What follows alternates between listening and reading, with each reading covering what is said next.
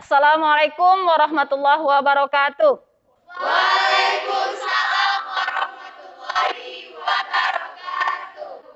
Apa kabar anak-anak? Alhamdulillah, luar biasa. Harus lebih baik. Allahu Akbar, Allahu Akbar, Allahu Akbar. Untuk pembelajaran hari ini, marilah kita mulai dengan berdoa terlebih dahulu. Tolong nak Azmi Sauki, dipimpin dulu berdoanya. Baiklah teman-teman, untuk memulai pembelajaran kita hari ini, marilah kita berdoa sejenak di dalam hati. Berdoa mulai.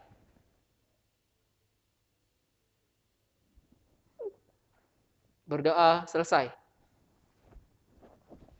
Sudah siap nak belajar hari ini? Siap. Nak, walaupun sekarang kita dalam keadaan terkena dampak virus corona, tapi kita harus tetap semangat dalam belajar ya, karena belajar itu mulai dari kecil dalam kandungan ya, mulai dari dalam kandungan sampai kuliah, kita harus tetap belajar. Oke anak-anak, untuk pertemuan kita kali ini kita akan belajar menganalisis tata cara pengurusan jenazah dan hikmahnya dengan tujuan pembelajaran melalui pembelajaran based learning. Kalian nanti bisa memahami dan menganalisis yang pertama tata cara pengurusan jenazah dalam keadaan normal, dan yang kedua tata cara pengurusan jenazah dalam keadaan darurat. Nah, ya, tujuan kita belajar ini supaya kamu nanti bisa paham dan bisa menganalisis bagaimana caranya mengurus jenazah kalau dalam keadaan yang normal, dan yang kedua bagaimana caranya mengurus jenazah kalau dalam keadaan darurat. Ya. Baiklah anak-anak, sekarang kita menyaksikan video tentang pengurusan jenazah pasien COVID-19. Setelah ini silakan kalian analisis dan kaitkan dengan pengurusan jenazah secara normal. Ada protokol khusus untuk pengurusan atau untuk mengurus jenazah pasien positif COVID-19. Berikut saya hadirkan bagaimana step, alur, atau tata cara pengurusan jenazah yang dikeluarkan oleh Direktorat Jenderal Bimbingan Masyarakat Islam Kementerian Agama Republik Indonesia. Ini adalah... Kalian sudah melihat video yang sudah Ibu tampilkan tadi. Dari video itu ada suatu pertanyaan ya yang harus kita bahas di sini. Ya. Coba, siapa yang pernah ikut atau menyaksikan saja proses pelaksanaan pengurusan jenazah? Saya Bu, tapi hanya menyaksikan saja. Bagus, berarti di antara kalian sudah ada yang pernah menyaksikan. Kalau yang ikut serta pernah? Siapa? Belum. Nah, kalau yang pernah praktek? Si Pirada pernah praktek? Nah, di waktu SMP masih ingat? Ada lagi nak yang pernah ikut atau pernah melihat proses pengurusan jenazah? Saya Bu, waktu itu kebetulan saya pernah menyaksikan waktu tetangga saya meninggal. Oh iya, bagus. Bagaimana anak sekarang? Bagaimana proses kan? Ini sudah tadi melihat, sudah menyaksikan, ini juga sudah menyaksikan. Dalam yang kalian lihat itu, prosesnya dimulai dari mana? Dari memandikan, Mengkapan. Terus menyolatkan. Terus ya. Nah, ya terakhir menguburkan. Nah, di dalam memandikan, siapa saja yang boleh ikut dalam memandikan jenazah? saya Bu mau jawab. Iya, silakan Pirada. Yang boleh ikut jika dia jenazahnya perempuan, yaitu keluarganya, Ya. seperti ayahnya, ibunya, ataupun saudaranya yang perempuan. Kemudian yang laki-laki juga seperti itu, saudaranya maupun kerabatnya. dalam memandikan jenazah kalau tidak ada kerabat, tidak ada saudara, tidak ada anak, ya. Jadi siapa yang berhak memandikan jenazah di sini? Tetangganya. Tetangganya, ya. Kalau tidak tetangganya siapa?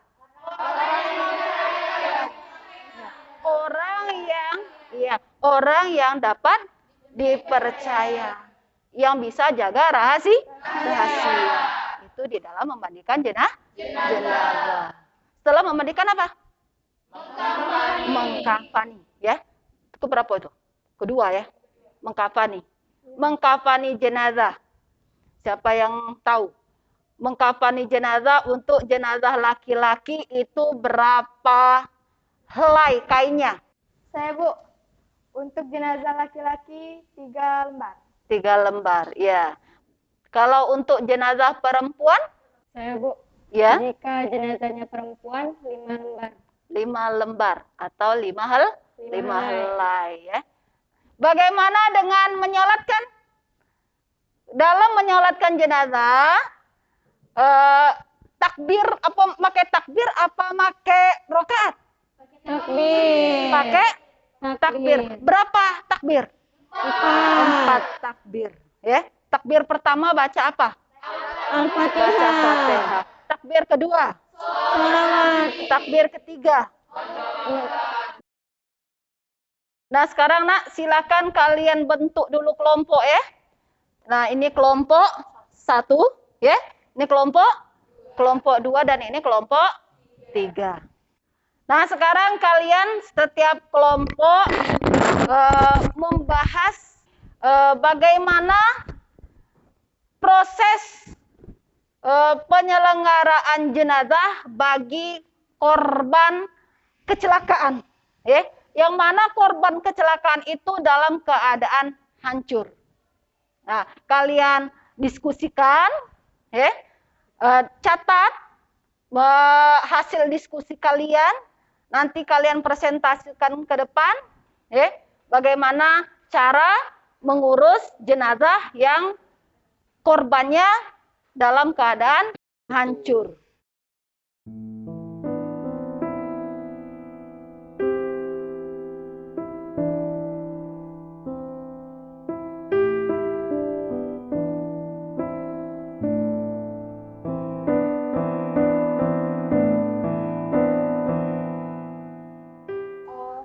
Bu, Ya. saya mau bertanya, Mm-mm. bagaimana proses pemandian jenazah apabila korban tersebut misalnya tertimpa batu atau korban kecelakaan tabrakan bila badannya atau tubuhnya hancur, apakah perlu dimandikan atau dijahit terlebih dahulu? Iya, nanti ini sebenarnya disempurnakan dulu Nak ya. Yang luka itu dijahit dulu. Kalau dia terbelah, ya, itu dijahit dulu.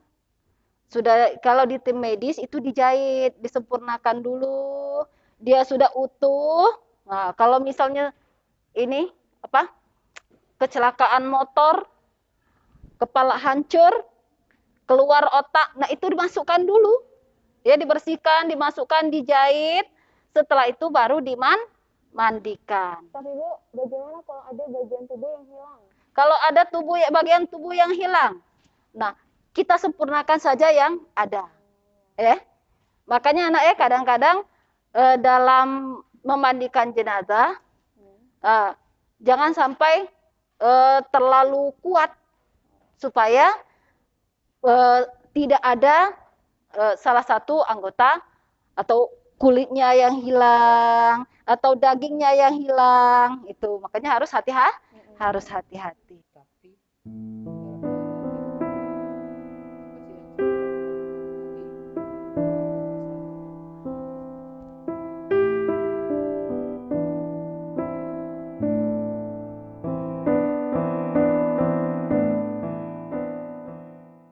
Baiklah anak, waktu untuk diskusinya sudah habis ya. Jadi kelompok mana yang akan mempresentasikan hasil diskusinya terlebih dahulu? Kelompok 1. Ya silakan kelompok 1. ke depan. Ya, silahkan ke depan. Yang lainnya perhatikan ya. Assalamualaikum warahmatullahi wabarakatuh. Waalaikumsalam warahmatullahi wabarakatuh. Baiklah teman-teman, di sini saya akan menjelaskan hasil diskusi dari kelompok 1. Hasil diskusi kelompok 1, cara memandikan dan mengkafani jenazah. Yang pertama, jenazah boleh tidak dimandikan, tetapi apabila memungkinkan, sebaiknya diguyur sebelum penguburan. Yang kedua, pakaian yang melekat pada mayat atau kantong mayat dapat menjadi kafan bagi jenazah yang bersangkutan walaupun terkena najis. Sekian hasil diskusi dari kelompok 1. Wassalamualaikum warahmatullahi wabarakatuh. Waalaikumsalam warahmatullahi wabarakatuh. Beri aplaus untuk kelompok 1. Nah, baiklah anak-anak, kelompok 1 tadi sudah maju, kelompok 2 sudah maju, kelompok 3 sudah maju. Nah, dari presentasi kalian tadi masih ada yang mau ditanyakan? Kelompok 3, Bu. Iya, kelompok 3, silakan. Tadi kan yang seperti dipresentasikan oleh kelompok 1 mengatakan bahwa jenazah boleh tidak dimandikan, tetapi apabila memungkinkan sebaiknya diguyur sebelum penguburan. Maksudnya diguyur itu hanya sekedar disiram atau bagaimana, Bu? Kalau memungkinkan untuk kita mandikan, ya kita mandikan. Kalau tidak memungkinkan untuk dimandikan, dikhawatirkan berakibat fatal, jenazah boleh cuma sekedar diguyur. Diguyur itu maksudnya disiram saja, nak. Ya, tanpa harus disabuni, ya, tanpa harus disempurnakan seperti jenazah biasanya. Paham ya? Paham, Bu. Iya. Nah, anak-anak, setelah kalian mendengar penjelasan dari Ibu, kalian sudah berdiskusi, kalian juga sudah mempresentasikan ke depan. Nah, sekarang kita bersama-sama menyimpulkan materi kita hari ini. Nah, untuk kesimpulan materi kita hari ini, yang pertama dalam memandikan jenazah, yang harus kita siapkan apa? Air bersih, terus sabun, terus wangi-wangian, terus katan bat dan yang lain-lainnya ya. Waktu tempatnya harus tertutup. Nah, kalau jenazahnya tadi jenazah yang di luar kebiasaan, mungkin akibat dari kecelakaan, apalagi COVID ya sekarang ya. Ya gempa bumi, berarti memandikan jenazahnya ya tidak sama dengan memandikan yang biasa. Itu yang pertama. Yang kedua, mengafani. Mengafani jenazah tadi berapa helai kalau laki-laki? 3 helai. Kalau perempuan 5 helai. Yang boleh memandikan yang boleh mengafani jenazah siapa? Keluarga terdekat. Ya, keluarga terdekat. Kalau tidak ada keluarga terdekat, tetangganya atau orang-orang yang iya. Nah, yang ketiga apa tadi? Menyolatkan. Berapa takbir? 4 takbir. Ya, 4 takbir. Syarat untuk menyolatkan itu apa? Ya, niatnya. Terus? Iya, terus? Iya. Merdeka. Jadi kalau bukan orang Islam, apakah wajib dimandikan? Tidak. Ya. Terakhir, menguburkan. Ya, menguburkan jenazah. Kalau yang normal menguburkan jenazah, ya satu-satu kan. Tapi kalau misalnya massal, bolehkah jenazah itu dikuburkan rame-rame? Boleh. Yaitu menguburkan jenazah. Nah itu nak ya materi kita hari ini. Bagaimana pelajaran hari ini? Coba ini kelompok 3 ya. Apa yang kamu dapatkan dari pembelajaran kita hari ini, nak? Yang kami dapatkan, kami juga lebih tahu. Jadi jenazah yang meninggalnya tidak secara normal ataupun biasa bisa dilakukan dengan prosedur yang telah disiapkan. Iya. Jadi hari ini, nak ya, kamu mendapatkan ilmu yang lebih luas, bukan cuman bukan cuman sekedar menyelenggarakan pengurusan jenazah yang biasa, tapi lebih lebih luas. Ya. Baiklah, nak, untuk tugas di rumah silakan nanti kalian hafalkan bacaan sholat jenazah. Ya.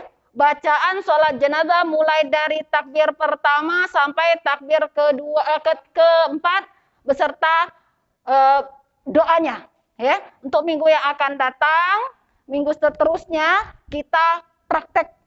Ya, kita praktek. Kelompok 1 nanti kalian minggu yang akan datang, ya. Minggu yang akan datang kelompok 1 silahkan kalian bawa alat-alat untuk praktek memandikan jenazah. Ya. Kelompok 2 kalian bawa alat-alat untuk mengkafani jenazah. Nah, kelompok 3 bawa alat untuk menguburkan. Kalau menyolatkan sama-sama. Paham, nak? Sampai di sini paham ya? Paham. Untuk menutup pertemuan kita hari ini, marilah kita tutup pertemuan ini dengan bersama-sama melafalkan hamdalah. Assalamualaikum warahmatullahi wabarakatuh.